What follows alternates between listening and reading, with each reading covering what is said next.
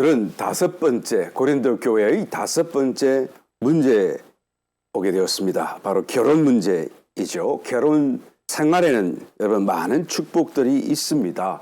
또 하나님께서도 권고하신 또 명령으로서 결혼하라라는 말씀이 있지 않습니까? 그러나 우리 봉독하신 고린도 7장에서는 이 결혼 문제에 대한 대답으로서 그가 하는 말씀의 중심과 의도는 결혼 생활의 축복의 면을 강조하는 것이 아닙니다. 반면에 오히려 그 강조점은 주로 결혼 생활에 관계된 문제들, 그 다음에 결혼을 하고 나면 혼자 살 때와는 달리 함께 생활하는 거 아니겠습니까? 그러니까 분유한 것이에요. 뭔가 일이 많고 바쁘고 해야 될 일이 많은 거에 대한 분유함에 대한 말씀을 강조하여 말하고 있는 것을 보게 됩니다. 왜 이런 말씀을 또한 포커스 맞추어서 말하는 것입니까? 그것은 바로 1절에 나오듯이 고린도전서 7장 1절에서 너희의 쓴 말에 대하여는 남자가 여자를 가까이 아니함이 좋으나, 그러니까 고린도 교회 성도들이 사도 바울에게 편지를 썼던 거예요. 그리고 질문 가운데 이 결혼 문제 또한 여성과의 문제 이런 등등을 문의한 것이었죠. 그래서 거기에 대한 대답으로서 지금 7장이 소개되고 있는 것입니다. 그래서 이제는 축복적인 면보다 또 긍정적인 면보다 오히려 문제점, 오히려 분유한 그런 사건들 이런 것들을 이제 집중하여서 말하심으로써 결혼 생활을 어떻게 영위하고 어떤 마음으로 또한 신앙 안에서 살아가야 하는 것인가라는 것을 말하고 있는 것을 보게 됩니다. 그래서 이 7장에서는 결혼에 대한 많은 기본적인 원칙들을 새롭게 마치 기초를 세우듯이 이런 사도 바울께서 교회 가운데 명령하고 설명하고 또 말씀하는 것을 보게 되는 것이죠.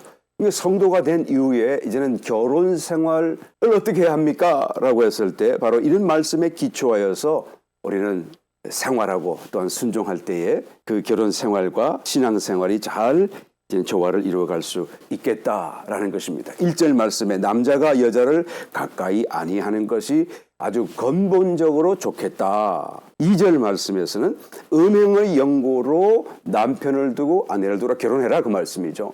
이 음행하지 않도록 음행을 피할 수 없겠다고 하면 욕정이 불일 듯이 일어난다고 하는 사람이라고 한다면 결혼해야 된다 반드시 이런 말씀하는 것이고, 또 7절부터 9절까지의 말씀은 독신은 좋은 것입니다.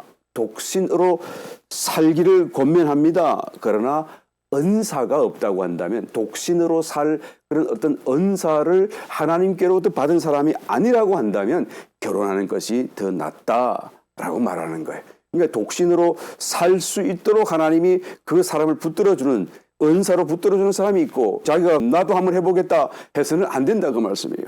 이게 은사로 받은 사람이 아니면 결혼하라. 10절부터 11절 이혼은 주님이 명령으로 금하신 것이다 라는 것을 말씀하고 이혼은 불가하다 말씀하는 거죠.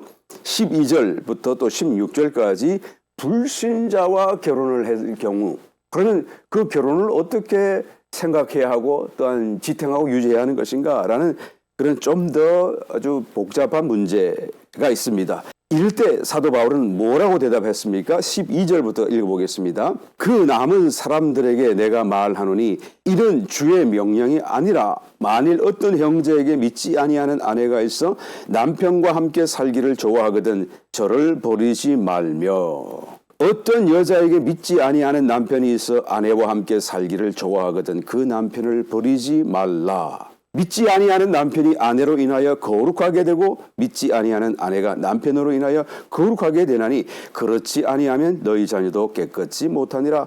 그러나 이제 거룩하니라. 혹 믿지 아니하는 자가 갈리거든 갈리게 하라. 이혼하겠다 그러면 이혼하게 하라 그 말씀이에요.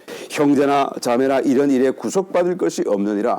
그러나 하나님은 화평 중에서 너희를 부르셨느니라. 아내된 자여 내가 남편을 구원할는지 어찌 알 수 있으며 남편된 자여 내가 내 아내를 구원할는지 어찌 알 수 있으리요. 인내할 수 있으면 인내하라 그 말씀이에요. 그렇죠? 여기서 우리가 혹시 오해해서는 안 될 부분이 있습니다. 14절 말씀에서 믿지 아니하는 남편이 아내로 인하여 거룩하게 되고 믿지 아니하는 아내가 남편으로 인하여 거룩하게 되나니 너희 자녀도 또한 이제 거룩하다. 믿지 않은 사람이 믿는 사람과 결혼함으로써 거룩해진다라는 거예요. 이 거룩해진다라는 것은 구원받는다는 의미가 아닙니다. 그러니까 구원받는다는 것과 거룩하다는 것은 다른 개념이에요. 그래서 거룩해졌다라는 것은 믿는 사람으로 인하여서 그들이 함께 하나님께로 성별되었다라는 그런 의미인 것입니다. 마태복음 23장 17절 보게 되면 우명이요 소경들이여 어느 것이 크뇨 그 금이나 금을 거룩하게 하는 성전이냐. 그 금을 성전에 이런 헌납해드리니까 그러니까 그 성전에 금으로서 이렇게 장식을 하든지 아니면 헌물로 드리든지 금을 성전에 드렸더니 그 금이 어떻게 되죠? 거룩해지게 된다. 무엇 때문에요? 성전에 헌납했기 때문에 성전용으로 이제는 성별했기 때문에 거룩해지게 된다라는 것이죠. 이 거룩하게 된다는 개념은 성별한다는 거예요. 성스럽게 구별한다. 오직 하나님만을 위하여서 이선 사용 목적을 정하여 둔다. 용도를 정해 둔다라는 그런 의미인 것이고 세속적인 것으로는 차별하여 하나님께로 드려지는 것이다 라는 거예요. 그래서 구원을 받는다거나 그 자체로 거룩하게 된 금, 성전에 드려진 모든 것들이 어떤 신적인 능력을 얻게 된다는 의미는 아닙니다. 그래서 18절 마태복음 23장 18절 이하를 읽어보게 되면 너희가 또 이르되 누구든지 제단으로 맹세하면 무일렀거니와 그 위에 있는 예물로 맹세하면 지킬지라 하는도다. 소경들이여 어느 것이 크뇨 그 예물이나 예물을 거룩하게 하는 제단이냐. 사람들은 제단에 대해서는 별로 신경 쓰지 않고 제단은 그 자리에 가만히 있는 거니까요. 그러나 예물로 맹세하게 되면 반드시 그 예물을 드려라 그 말을 하는 것인데 왜 예물을 더 높이 칩니까? 그것이 금이고 은이고 용도가 있으니까 말이죠. 사람들은 그렇게 생각할지 모르겠지만 그러나 그 금과 은과 드려진 것들을 거룩하게 만드는 것은 성전 아니냐 제단 아니냐라는 것을 다시 한번 지적하여 말씀해 주고 있습니다. 그래서 거룩하게 된다라고 하는 개념은 구원받는다는 개념이 아니에요. 하나님께 드려지고 하나님을 위해서 성별하여 거룩하게 구별하여 하나님만을 위하여 사용한다. 그래서 성전에 드린 것을 가지고 아무나 커뮤니티 피플을 다 쓸 수 있도록 열어놓고 그렇게 하는 것은 여러분 성경적인 원칙에서 크게 잘못된 것입니다. 헌금한 돈도 여러분 헌금하기 전에는 세속적인 것이고 세상에 속한 것이었더랬는데 이제는 드리고 하나님께 기도했더니 이것은 거룩하게 구별되는 거예요. 그러니까 헌금을 하고 난 뒤에 돈은 이제는 더 이상 이전에 헌금하기 전에 돈과 달라진 것입니다. 그래서 여러분 인터넷으로 예배할 때도 반드시 이런 하나님 앞에 예물을 드릴 때 여러분이 드린 그것을 절대로 바꾸지 말라. 그것을 다른 걸로 내가 20불 드렸으니까 이제는 다시 이거는 내가 쓰고 또 다시 20불만 채워놓으면 될 거 아닙니까? 그렇게 생각하는데 그러면 안 되는 거예요. 왜냐하면 이해하시겠죠? 하나님께 기도하고 드렸기 때문에 이건 성별된 것입니다. 그래서 이제는 헌금한 돈, 기도한 돈은 이제는 달라진 거예요. 그래서 이것을 우리는 거룩한 개념, 성별된 개념으로 잘 이해를 해야 되는 것이죠. 그것을 우리가 어겨울 때는 어떻게 됩니까? 하나님께 받을 복을 받지 못할 것이고 대신 어떤 징계를 받을 수 있는 것이죠. 그래서 여러분 드린 헌물은 반드시 바꾸지도 말고 그대로 잘 두셨다가 주일날 성전에 오셔서 하나님께 내어드리시길 바라고. 그러면 복잡하네요 목사님. 그러면 나는 인터넷 예배할 때는 나는 헌금 안 할래요. 그렇게 하시는 분도 계시는 것 같은데 여러분 하나님 앞에 나올 때 빈손 들고 나와서는 안 되죠. 물론 영적인 열매를 안고 나와야 되는 것이지만 그러나 실제로 헌물로도 여러분 빈손으로 나와서는 안 됩니다. 그 재물에 우리의 마음이 있는 거잖아요. 주님도 말씀하셨듯이 그렇게 반드시 그것이 금액의 고하를 막론하고 그것이 얼마든지 상관없이 하나님께 정성스럽게 준비하여 있어서 반드시 헌금하시기 바랍니다. 그래서 성전, 성구, 성물함 전부 다 앞에 성자를 붙이잖아요. 거룩하다 그 말이에요. 성전 그랬을 때 거룩한 전이다 그 말이에요. 성전이라고 해서 꼭 하나님이 계신 처소라는 개념으로만 쓰는 게 아니잖아요. 거룩한 전이다 그 말이죠. 왜? 하나님을 위해서 쓰는, 하나님을 예배하기 위한 장소로 쓰는 이게 성전, 장소라는 개념이에요. 그러니까 이것을 여러분 거룩하게 생각해야 됩니다. 어떤 면에서는 경외심과 어떤 하나님을 생각하면서 우리가 모든 성전에 관계되는 것들은 우리가 막 대해서는 안 되고 막 사용해서는 안 돼요. 의자 이거 의자밖에 안 되는 것이잖아요. 이거 그냥 낡아졌네요. 새 거 바꾸면 그만이죠. 이런 생각을 해서는 안 되는 거예요. 낡아져도 여러분 심지어는 제사장들이 제사장 복으로 입던 그 세마포 옷을 그냥 버리지 않아요. 오래 입다 보면 낡아지잖아요. 그럼 낡아진 옷을 잘 보관해 두었다가 그 옷을 잘 이렇게 찢어서 이는 그 등불 심지로 또 계속 쓰는 거예요. 마지막 태워서 없어질 때까지. 그러니까 함부로 없애고 함부로 버리질 않는 것입니다. 왜요? 하나님께 성별한 것들이기 때문에요. 이런 개념으로 여러분 거룩하다는 것을 꼭 여러분 이해해 주시기를 바라고, 성도의 기도로 여러분 먹는 식물도 거룩해지지 않았습니까? 디모데전서 4장 3절 혼인을 금하고 식물을 폐하라 할 테이나 식물은 하나님이 지으신 바니 믿는 자들과 진리를 아는 자들이 감사함으로 받을 것이니라. 하나님의 지으신 모든 것이 선함에 감사함으로 받으면 버릴 것이 없나니 하나님의 말씀과 기도로 거룩하여 짐이니라. 그러니까 우리가 기도함으로써 먹는 식물도 거룩해진다는 거예요. 우리가 거룩한 성도이잖아요. 하나님의 아들들이잖아요. 그러니까 우리의 어떤 존재에 맞도록 이런 세속적인 식물도 우리가 기도함으로써 거룩하게 만들고, 그 거룩한 것이 거룩한 존재에 합당하도록 기도하라는 것이죠. 여러분 식사기도 결국 빠뜨리지 마시길 바랍니다. 그냥 우리가 간단히 하는 기도인데 형식적인데 그렇게 생각하는 사람이 있는지 모르겠습니다만, 여러분 그 기도를 통해서 그 식물이 거룩하게 되는 거예요. 그래서 거룩한 성도가 먹기에 합당하도록, 우리는 다 알지 못하지만 여하튼 우리 몸에 여하튼 이렇게 건강하고 이 식물이 기도를 통해서 달라지는 어떤 그런 역사가 성경에서 지금 말씀해 주고 있는 것을 보게 되는 것입니다. 그래서 식사기도 꼭 하시길 바라고, 짧게든 길게든 그 기도를 통해서 거룩해진다라고 성경은 말씀해 주고 있습니다. 그래서 믿지 않는 사람이 믿는 사람과 결혼을 했는데 그가 이제는 나 이혼하겠다, 나 떠나겠다라고 하면 어떻게 하라고요? 그러면 원하면 가게 하라, 갈리게 하라. 그러나 참을 수 있으면 참고 다시 포용할 수 있으면 포용하라. 혹시 나를 인해서 저가 이제는 구원에 이르게 될지 어떻게 하느냐라고 말씀하고 있는 것입니다. 그래서 결론적으로는 이제는 그 영혼을 구원하는 구원의 목적이 있다라는 것을 생각해서 인내할 수 있으면 인내하라라는 것이고, 만약에 그것이 아니라고 한다면 갈리게 하라. 그 왜 갈리게 해야 되는 것입니까? 평강 안에서 살 수 있도록. 15절 아까 고린도서 7장 15절 다시 올라가서 보면 혹 믿지 아니한 자가 갈리거든 갈리게 하라. 형제나 자매나 이런 일에 구속받을 것이 없느니라. 그러나 하나님은 화평 중에서 너희를 부르셨느니라. 그렇게 말씀하잖아요. 그러니까 화평 중에 평강 중에서 신앙생활을 할 수 있도록 그를 보내줘라 그 말씀. 당신이 그 평강을 잃지 않도록 하라 그 말이죠. 그러니까 그냥 머리 썩지 말고 골치 아프게 그렇게 하지 말고 그냥 보낼 거 다 보내버리고 그리고 편안하게 살아라 그 말이 아닙니다. 여러분 아시죠? 이 평강이라고 하는 개념은 내가 기도 생활을 제대로 할 수 있도록 하기 위해서. 어이구 문제가 있으면 더 기도도 뜨겁게 할 수 있잖아요. 물론 그렇습니다만은 여러분 문제 해결이 기도의 중심적인 목적이요 신앙생활의 중심적인 목적이 아니잖아요. 문제도 해결해야 되겠지만 정말로 중심적으로 해야 될 기도가 있어요. 정말로 우리가 마땅히 빌어야 될 기도가 있어요. 그 기도는 우리가 평안한 중에 할 수 있는 것이고, 우리가 평안해야 그 기도에 집중할 수 있기 때문에 우리가 기도 생활을 위하여서도 평강을 유지해야 되고, 또 하나님을 예배하는 예배자의 삶을 살아가기 위해서도 평강 안에서 온 사방 환경이 다 지르고 정신이 없다고 한다면 어떻게 기도하고 있으며 어떻게 하나님 앞에 예배 드릴 수 있겠습니까? 그래서 뜰하게 갈리겠다면 갈리게 하라 그런 말씀인 것입니다. 여러분 이것은 하나의 어떤 반드시 그래야 된다라는 어떤 원칙으로 의해서는 절대 안 되는 거 여러분 잘 알고 계시죠? 17절 이하의 말씀, 여기서 또 더 깊은 말씀을 하고 있습니다.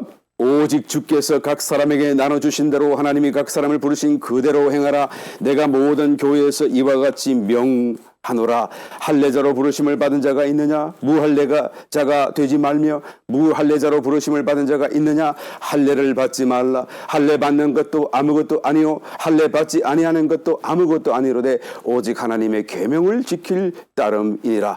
각 사람이 부르심을 받은 그 부르심 그대로 지내라. 그렇죠? 그러니까 그대로 우리가 하나님 앞에 구원받는 그 순간 우리의 그 상태 그대로 그것을 바꾸려고 하지 말라 그 말씀이에요. 21절 내가 종으로 있을 때에 부르심을 받았느냐 염려하지 말라. 그러나 자유할 수 있거든 차라리 사용하라. 그래서 나는 종일 때 구원을 받고 부르심을 받고 구원을 받았는데 그런데 살다가 보니까 여하튼 환경이 열려가지고 내가 이제는 자유자가 될 수 있게 된 거예요.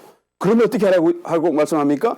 자유할 수 있거든. 그러니까 환경이 그렇게 열어지거든. 일부러 나는 그냥 부르심 받은 그대로 종으로 살래요. 그러지 말고 그리고 자유자가 되도록 해라. 그래서 그 자유를 사용하라는 거예요. 뭘 위해서요? 기도를 위해서. 예배자의 삶을 위해서, 하나님을 위해서, 복음을 위해서. 그러니까 그런 개념으로 사용하라라는 것이죠. 이 말의 의미를 또 오해서는 안 됩니다. 그러니까 종으로 있는 사람은 이제는 자유를 얻기 위해서 기도하고 그것을 얻기 위해서 노력하라 그런 말이 절대 아닙니다. 그러니까 종으로 부르심 받았느냐? 염려하지 말고 그대로 지대라. 그런 말씀이에요. 22절 주 안에서 부르심을 받은 자는 종이라도 주께 속한 자유자요. 또 이와 같이 자유자로 있을 때에 부르심을 받은 자는 그리스도의 종이니라. 너희는 값으로 사신 것이니 사람들의 종이 되지 말라. 오직 하나님께만 종이 되고 하나님의 말씀을 순종하는 하나님의 종이 되라는 말씀이에요. 형제들아 각각 부르심을 받은 그대로 하나님과 함께 거하라. 그러니까 자기의 현재의 형편 이나 현재의 환경을 바꾸려 하지 말라라는 말씀이에요. 여러분 이 말씀의 의미를 우리 깊이 한번 생각해 보아야 됩니다. 왜 바꾸려고 하죠? 바꾸기를 원하는 사람들은요. 나의 지금 현재적인 삶이 구원받기 전에 구원받은 이후에도 이제는 여전히 나는 만족하지 않다. 뭔가 나는 좀 불행하게 여기고 불편하게 여긴다라고 말하는 것 아니겠습니까? 그럼 만약에 주님과 함께 있고 주님이 자기의 어떤 삶과 환경의 주인이고 가정의 주인이고 자기의 마음에 충만히 거하신다고 한다면 무엇이 부족할 수가 있죠? 어떤 일에 만족하지 않을 수가 있죠? 내가 지금 나의 환경에 대해서 불만족을 느끼고 이 환경을 개선하고 바꾸려고 내가 뭔가를 자꾸 기도하고 그것을 추구하고 살아간다고 한다면 여러분 그 사람은 어떤 사람입니까? 자기 속에 와 계신 주님에게서부터 만족을 얻으려고 하는 것이 아니라 환경에서 자기의 어떤 삶에서 행복을 얻으려고 하는 그 출발점에 큰 문제가 있다라고 말할 수밖에 없는 것입니다. 그래서 무엇을 시작하거나 바꾸지 말라고 하는 이 사도 바울의 의도는 저와 여러분 속에 이미 와 계신 사신 그리스도를 주목하고 그리스도로 만족하라라는 말씀인 거예요. 심지어는 부르신 상태에 이때 노예의 신분일지라도 종일지라도 그 신분을 바꾸려고 하지 말라. 그대로 지내라 라고 말하는 거예요. 사도 바울은 개인적으로도 굉장히 주님께 복종적인 삶을 살았던 것을 보게 됩니다. 모든 환경과 모든 형편 사도였기 때문에 굉장히 높임받는 것만 생각이 쉬운데 실제로 그의 삶을 들여다보게 되면 얼마나 낮아지고 얼마나 빛이 나는 삶에 매맞고 죽을 뻔했던 그런 삶의 형편까지도 체험했던 것을 우리가 알지 않아요. 그럼에도 불구하고 그는 기뻐했고 그럼에도 불구하고 그는 불평하지 않았고 그럼에도 불구하고 그는 모든 일에 모든 환경에 범사에 감사했다라는 것을 우리가 보지 않습니까? 바로 이와 같아서 그는 그의 마음속에 환경으로부터 만족과 행복을 얻는 게 아니라 사람에게서부터 얻는 것이 아니라 오직 자기 속에 계신 사신 그리스도를 통해서 그와 같은 것을 얻었기 때문에 모든 환경 속에서 감사할 수 있다라는 것을 자기의 실제적인 삶을 통해서 체험 가운데서 보여주었다는 것입니다. 그리고 한 걸음 더 나아가서 사도 바울이 이렇게 말하는 데는 더 심층적인 의미가 있습니다. 25절 이하의 말씀. 처녀에 대하여는 내가 주께 받은 계명이 없으되 주의 자비하심을 받아서 충성된 자가 되어 의견을 구하노니 내 생각에는 이것이 좋으니 곧 임박한 환난을 인하여 사람이 그냥 지내는 것이 좋으니라. 한 걸음 더 나아가서 왜 그렇게 해야 되는가 봤더니 임박한 환난 때문이다. 환난이 곧 다가온다. 그러므로 그 환난을 준비하는 일에 모든 것을 집중해라. 결혼이 주는 축복도 물론 많이 있다. 그러나 환난을 생각하게 되면 주님의 때, 심판의 때를 생각한다고 한다면 그날을 위해서 준비하고 주님을 따라가는 일이 더 급하지 않느냐. 다른 거에는 신경 쓸 수 있는 여유가 없다. 고린도 교인들아, 너희는 결혼하는 일과 그 생활에 대해서 신앙적으로 어떻게 하는 것이 좋은지를 상고하면서 나에게 묻지만은 그러나 행복한 결혼 생활이나 신앙 안에서 모범적인 결혼 생활이 무엇인지를 생각하기 전에 임박한 환난을 위해 준비하며 살아가는 것이 가장 훨씬 더 급박하고 중요한 것을 알아야 한다. 라고 지금 말씀하는 거예요. 결혼과 결혼 생활뿐만 아니라 모든 삶에서 어떻게든 죄를 멀리하고 성결을 유지하면서 하나님을 따라가며 하나님을 기쁘시게 하는 삶을 또한 생활을 하는 것에 집중해야만 된다라는 말씀인 것이죠. 27절 말씀, 내가 아내에게 매였느냐 노이기를 구하지 말며 아내에게서 노였느냐 아내를 구하지 말라.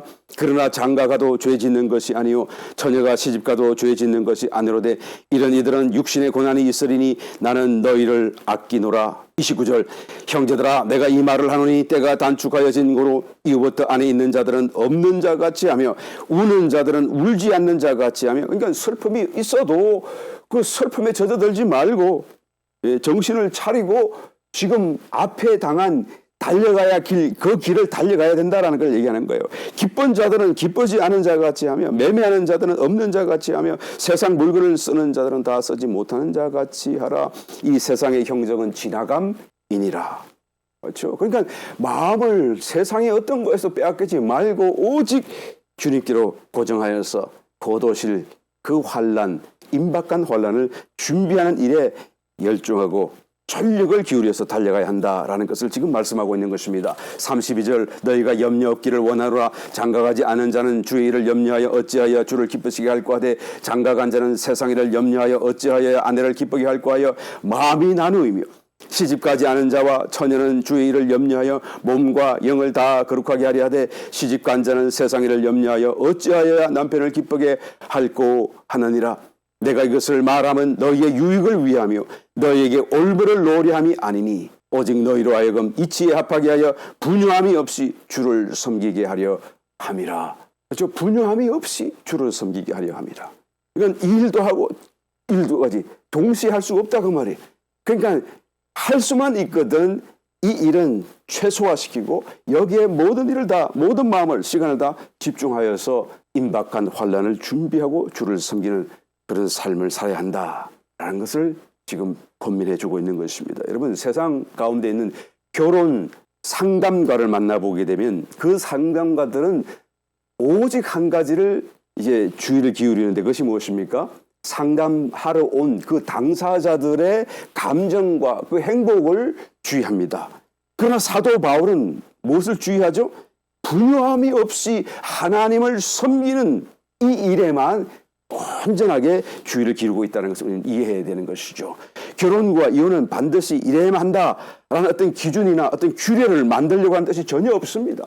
여러분 오해해서는 안 돼요. 이 고린도전서 7장을 이해하시는 가운데서 사도 바울이 이렇게 말하지 않았느냐, 사도 바울이 이렇게 하라고 하지 않았느냐, 성경에 이렇게 기록되지 않느냐라고 말해서는 안 돼요. 사도 바울은 그 말을 하려고 하는 것이 아닙니다.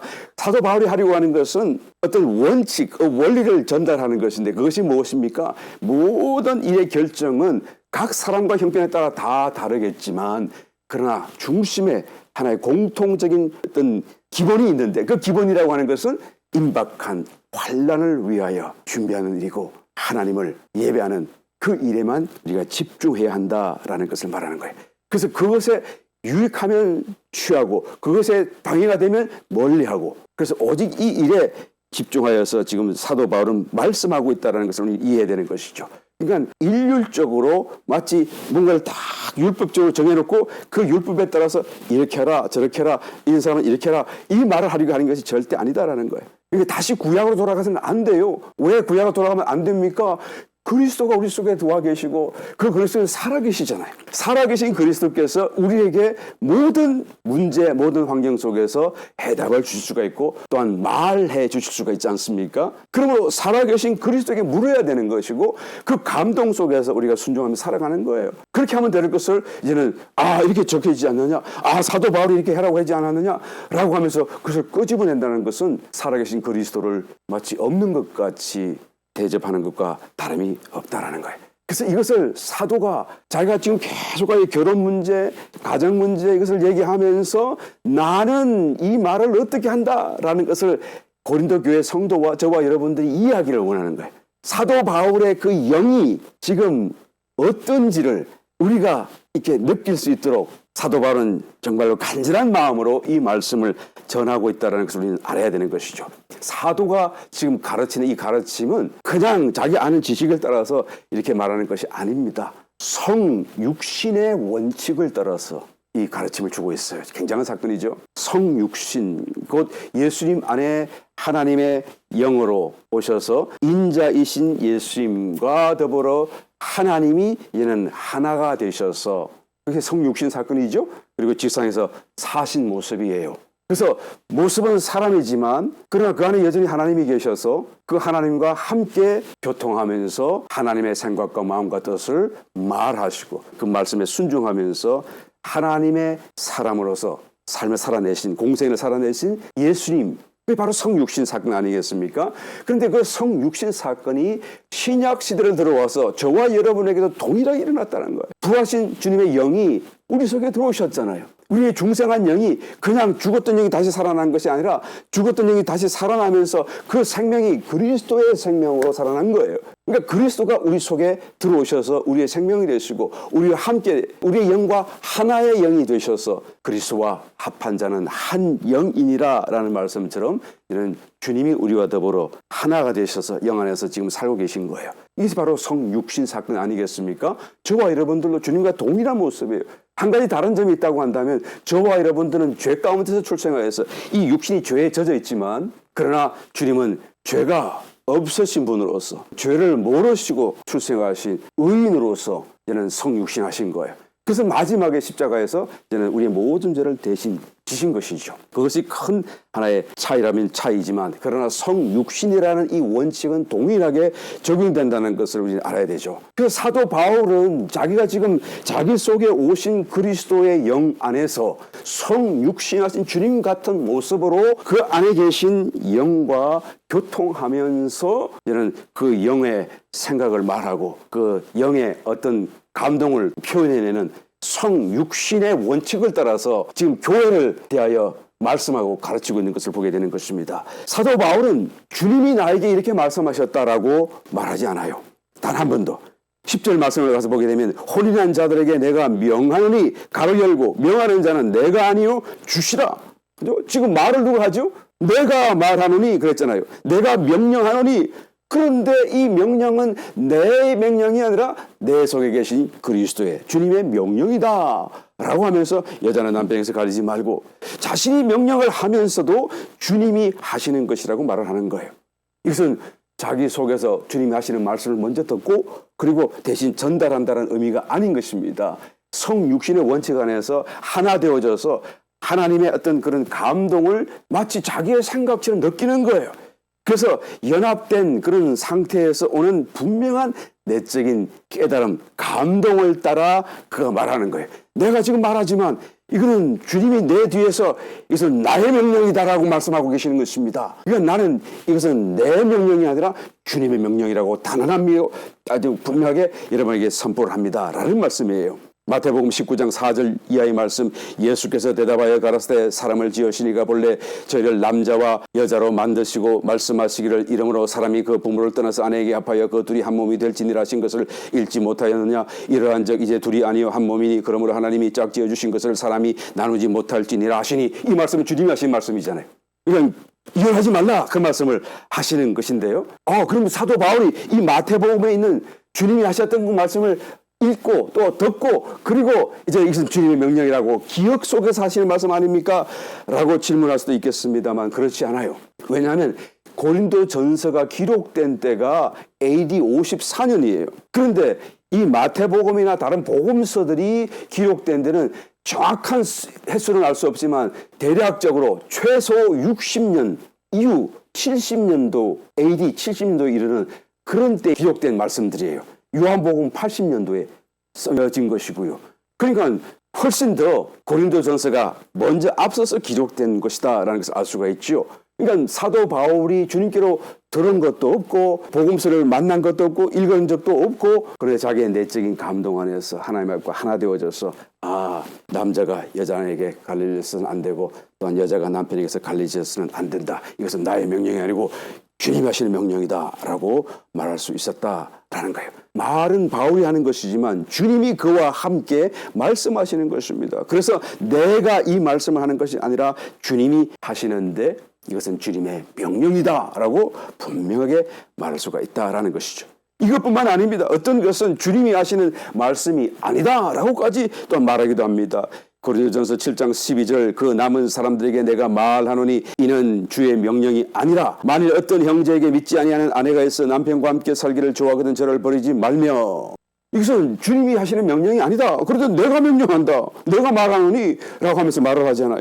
또 25절 처녀에 대하여는 내가 주께 받은 계명이 없으되 주님이 나에게 명령으로 주신 어떤 말씀이 없어요. 주의 자비하심을 받아서 충성된 자가 되어 의견을 구하는 이 의견 누구 거죠? 사도 바울 거 아니겠습니까? 사람의 것이에요. 자기의 생각입니다. 또 26절 내 생각에는 이것이 좋으니 자기의 생각을 얘기하는 거예요. 분명하게. 주님이 주시는 생각이고 주님이 주신 명령이다 이런 게 아니라 이것은 아니다라고 분명히 말씀하고 있고 이것은 내 생각이다. 나의 의견이다. 내가 충성된 자로서 나의 의견을 구하는 것이다 라고 말을 하면서 이와 같이 되기를 원한다라고 말하잖아요. 여러분 모든 생각, 모든 겉면이 순수하게 사람인 사도 바울에게서 나온 것임에도 불구하고 그것을 직설적으로 교회에 대해서 어떻게 이렇게 말할 수가 있는가? 얼마나 이렇게 담대한 모습으로 그가 교회에 말할 수 있었는가? 정말 우리는 묻지 않을 수가 없습니다. 왜냐하면요. 우리가 그 전에 고린도전서 2장에 가서 보게 되니까 그 사도 바울이 교회 중에 있으면서 정말 두려워했고 떨었다는 말씀을 여러분 기억하지 않습니까? 왜 그런가요? 3절 내가 너희 가운데 거할 때에 약하며 두려워하며 심히 떨었노라. 내 말과 내 전도함이 지혜의 근하는 말로 하지 아니하고 다만 성령의 나타남과 능력으로 하여 너희 믿음이 사람의 지혜에 있지 아니하고 다만 하나님의 능력에 있게 하려 하였노라. 사람의 말로 사람의 지혜에 따라서 사람의 사상을 받지 말고 내가 성령에 감동되어서 성령의 말씀을 전함으로써 너희들이 그리스도의 제자가 되고 그리스도의 사람이 되도록 하나님께 속한 자가 되기를 내가 원하였기 때문이다. 그래서 내가 그것을 혹시 못할까 봐 굉장히 두려워했고 떨었다. 왜? 내가 주님 앞에 곧 서게 될 것을 나는 알기 때문에 내가 그렇게 해서는 안 된다는 걸 내가 알기 때문에 그러므로 여러분 교회에 대해서 어떤 말을 한다는 것이 여러분 단순한 사건이 아니지 않습니까? 나의 의견을 말한다는 것이 우리는 쉽게 교회에서 이 교회가 이렇게 해야 되지 않습니까? 이렇게 하는 게 좋지 않겠습니까? 우리가 어디서 보고 와가지고 또 이렇게 하는 게 저렇게 잘 되는 걸 봤는데 이렇게 하는 게 낫지 않습니까? 이거 돼야 되는 거 아닙니까? 라고 우리가 말을 너무 쉽게 하는데요. 사실 성경을 아는 사람이라고 한다면 교회가 무엇인지를 정확하게 아는 사람이라고 한다면 정말 두려운 사건이 아닐 수 없어요. 자기의 생각을 함부로 말해서는 안 되는 거 아니잖아요. 왜 그렇습니까? 주님의 몸이기 때문에 주님이 머리로 계시기 때문에 주님이 다스리는 곳이기 때문에 주님의 나라이기 때문에 어떻게 사람의 생각을 거기다 갖다 붙일 수가 있나요? 어떻게 자기의 어떤 의견을 말할 수가 있나요? 이거는 정말 두렵고 떨리는 일이 아닐 수가 없습니다. 사도 바울조차도 심히 떨었다라고 말하고 있는데 저와 여러분이야말로 말할 것 없지 않겠습니까? 그런데 갑자기 사도 바울이 왜 이렇게 담대해졌죠? 자기 생각을 말하고 자기의 의견을 말하고 그러면서 교회에 직설적으로 이렇게 하는 게 좋겠다 저렇게 하는 게 좋겠다 라고 말하기 시작하는 것입니까? 그 해답이 바로 이 고린도전서 7장 맨 마지막 절인 40절에 기록되어져 있습니다. 한번 읽어봅니다. 그러나 내 뜻에는 그냥 지내는 것이 더욱 복이 있으리로다. 자기의 의견을 말했죠. 그리고 이제 해답을 말합니다. 나도 또한 하나님의 영을 받은 줄로 생각하노라. 그럼 하나님의 영을 받은 줄로 생각하노라 라는 말이에요. 이 말의 의미를 좀 깊이 한번 묵상해 보시길 바랍니다. 내가 지금 하나님의 영을 가지고 있다라고 지금 주장하는 것이 아니잖아요. 물론 가지고 있습니다만은 하나님의 영이 그 속에 거하고 계시겠습니다만은 그 말을 하려고 하는 게 아니잖아요. 나도 하나님의 영을 받은 줄로 생각한다라고 하는 거 아니겠습니까? 자기의 내적인 느낌을 말하고 있는 거예요. 하나님이 나에게 지금 말씀하십니다. 성령이 나에게 말씀하셨습니다. 성령이 이것을 보여주셨습니다. 이런 얘기하는 게 아니고요.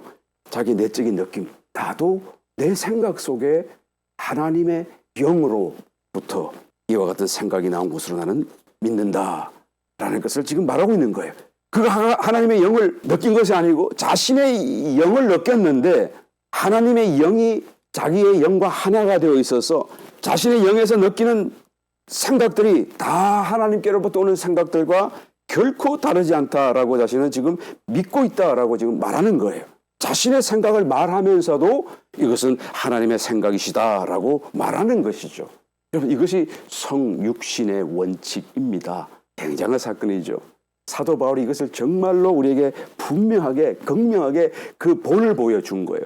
물론 주님께서 다 보여주셨습니다만 다른 사람들은 생각하기를 주님이시니까 당연하지라고 생각하기 쉽지 않겠습니까? 그러나 사도 바울은 우리와 같은 사람이었고 또 죄인으로부터 출발한 사람이었는데 주님과 같은 모습으로 성육신의 원칙 속에서 하나님과 하나 된 사람의 그런 삶을 체험 가운데서 보여주었다. 간증해 주었다라는 사건인 것이죠. 사람과 하나님이 하나가 된 거예요. 자기의 생각인데 이것은 하나님의 생각이다.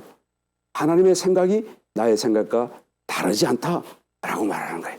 그러니까 하나님 사람, 이거 하나가 묶을 수가 있죠. 사람 하나님, 만약에 그 속에 하나님이 없다고 한다면 그냥 사람이고요. 하나님은 하나님이시겠지만 그 하나님 우리 속에 들어오셨어요. 그리고 이제는 우리가 정말로 맑은 정신과 거룩한 생각으로 우리의 모든 죄된 것을 다 벗어버리고 하나님만 순종하며 살고 있는, 그래서 하나님과 혼연일체가 하나 된 그런 상태로 사는 사람이라고 한다면 그 사람은 어떤 사람일까요? 그의 생각이 하나님의 생각이고 하나님의 생각이 그의 생각이고 그가 좋아하는 것이 하나님이 좋아하는 것이고 전부가 다 하나님. 그래서 내 생각이다라고 말하는데도 불구하고 그게 성경이 되어버리잖아요. 내 의견이라고 말했는데 어디 감히 하고 그걸 꺼내야 될 것을 하나님이 그것을 성경으로 받으셨다라는 것은 그것이 곧 하나님의 생각과 같고 하나님의 뜻과 같다라는 의미인 것이죠. 하나님 사람 하나님의 삶의 모습인 거예요.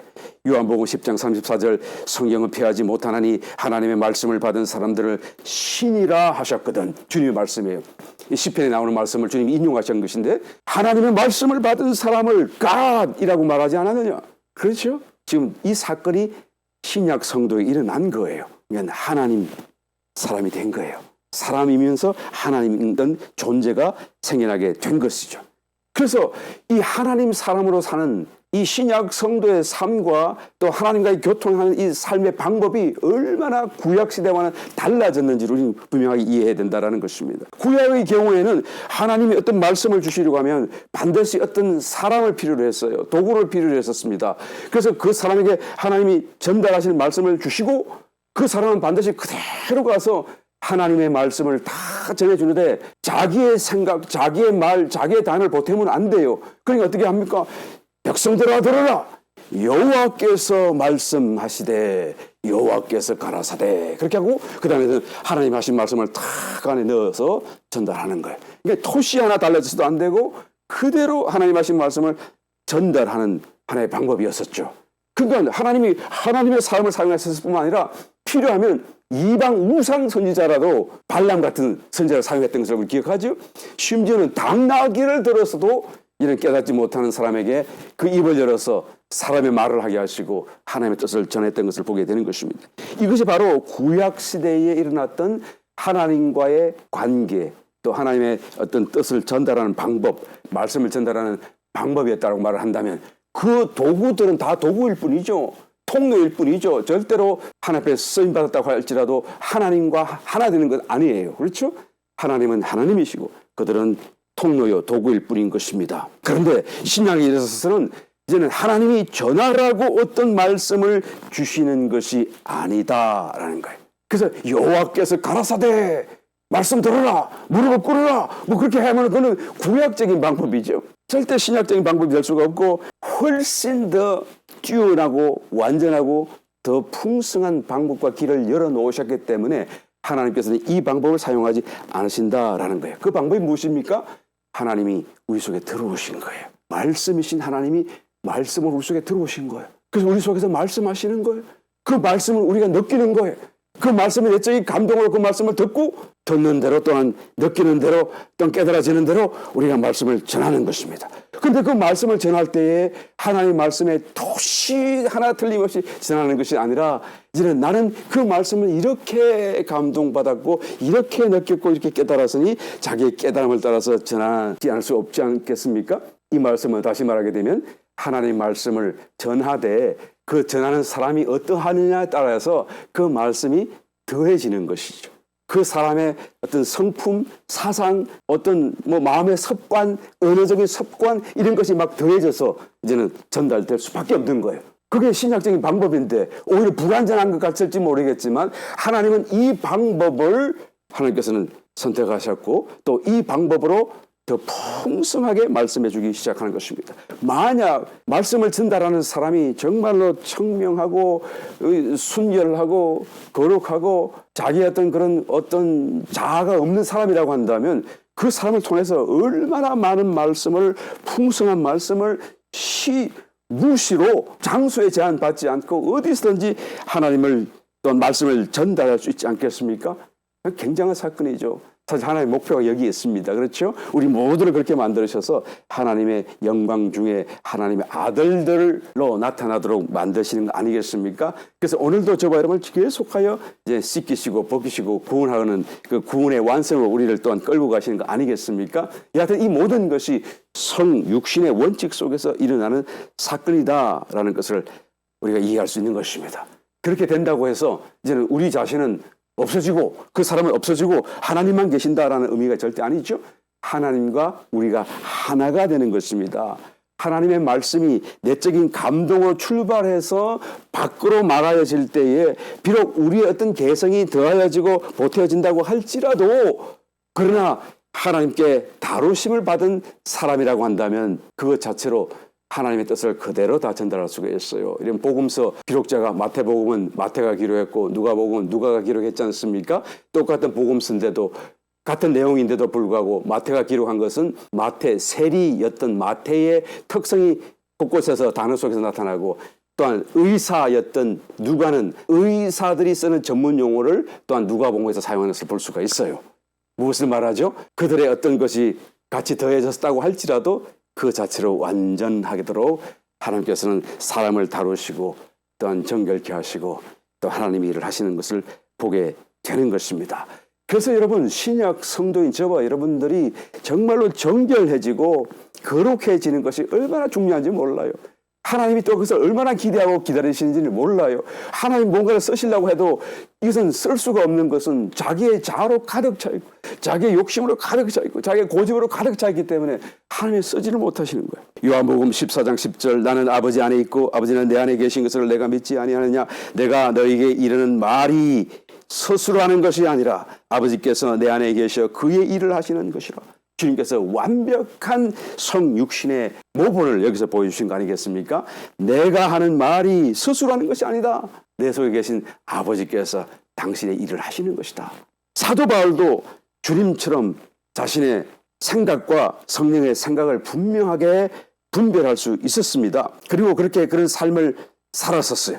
그럼에도 불구하고 자신의 생각과 느낌이 성령의 생각과 결코 다르지 않다라는 것을 그런 오늘 본것 같은 본문 말씀을 통하여 아주 웅장하게 결혼 문제를 다루면서 분명하게 간증해 주고 있다는 것을 우리가 알 수가 있는 것입니다.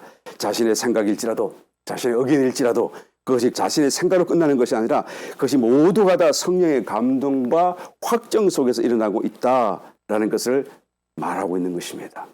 여러분 여기서 우리가 깊은 임프레션 인상을 받아야 돼요. 우리도 그렇게 하고 있는가? 우리는 어떤가? 우리도 이렇게 말을 할 수가 있는 것인가?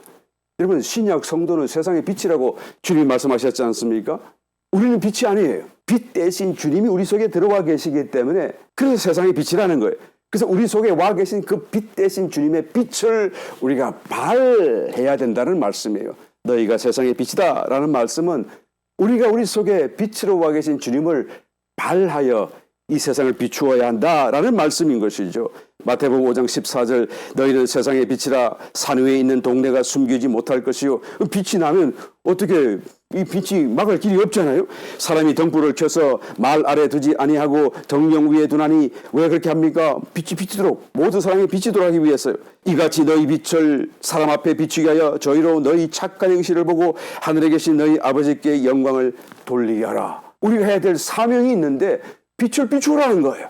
그래서 착한 행실이라고 말하잖아요. 뭐가 착하죠? 부자 청년이 주님을 찾아 나왔을 때 선한 선생이시여. 그랬더니 왜 나를 선하다고 말하느냐? 선한 이는 오직 하나님 한 분밖에 계시지 않는다. 그러니까 하나님이 선하다는 것은 성경에서 말하는 선하다는 것은 하나님을 말씀하는 것이죠. 그러니까 착한 행실이라고 하는 이 말씀은 그냥 우리가 하는 어떤 의로운 행실이 아니고요. 우리를 통하여서 우리 속에 계신 빛 대신 주님이 나타나시는 것을 얘기하는 거예요. 그것을 드러내라는 거예요. 주님을 살아내라는 것이죠. 빛을 발하라는 것이죠.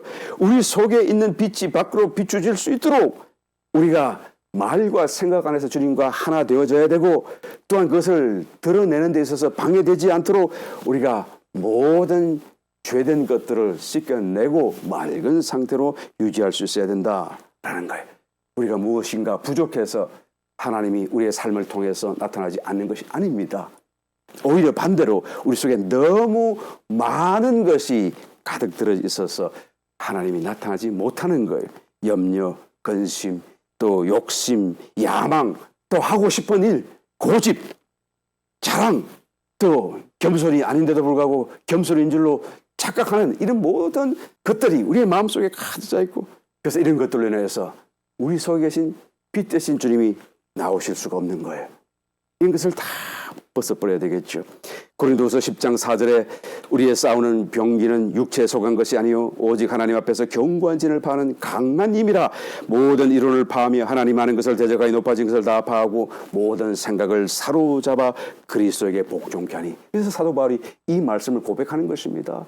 그냥 모든 것을 다 사로잡아 그리스도 앞에 복종하고 모든 이론을 다 깨뜨리고 하나님 아는 그 영적인 지식과 반대되는 것은 다 거부하고 그리고는 오직 주님 앞에 엎드려 우리의 마음을 다 주님께로 집중하는, 이것이 우리의 신앙생활이고 또한 영적인 싸움이다 라고 말하지 않습니까? 이 말씀을 맺습니다. 여러분, 신약 성도인 저와 여러분들은 성육신의 존재예요. 여러분 한번 좀 깊이 한번 묵상해 보시기 바랍니다. 정말 놀라운 사건이에요.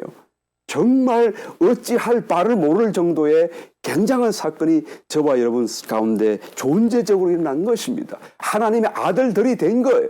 더 이상 뭐 바랄 것도 없고 달라서 할 수도 없고 더 이보다 귀한 것이 있을 수 없는 그런 존재로 바뀌어져 버린 것이죠.